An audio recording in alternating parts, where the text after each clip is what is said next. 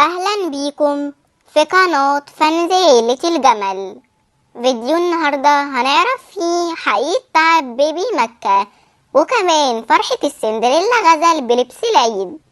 قبل ما نبدأ الفيديو ما تنسوش اللايك والاشتراك في القناة عشان يوصلك كل جديد. يلا بينا نبدأ. وهنبدأ بتعب بيبي مكة بنت ندى ومحمد.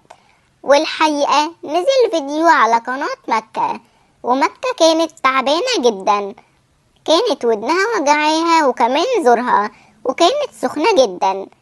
ندى قالت لنا ان السبب انها صيفت لها بدري والجو لسه في اسكندرية لسه ساقعة. الف سلامة عليكي يا كوكي.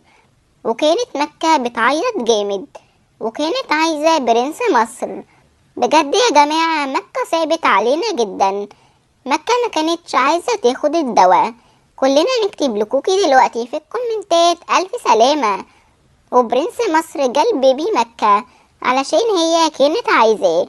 برنس مصر خد مكة عند الدكتور وكمان بيبي صالح كشف عند الدكتور علشان هو كمان تعبان وهو أصلا اللي عدا مكة. ربنا يشفيكوا يا رب. والحاجة هند كانت معلقة محاليل.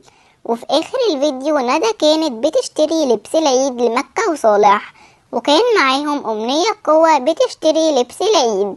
تعالوا مع بعض يا أجمل فانز نروح دلوقتي لفيديو آية أحلى. والحقيقة السندريلا غزل كانت بتفرجنا على لبس العيد بتاعها. ما شاء الله يا زوزو كل الهدوم جميلة جدا. تعالوا مع بعض نتفرج على لبس زوزو.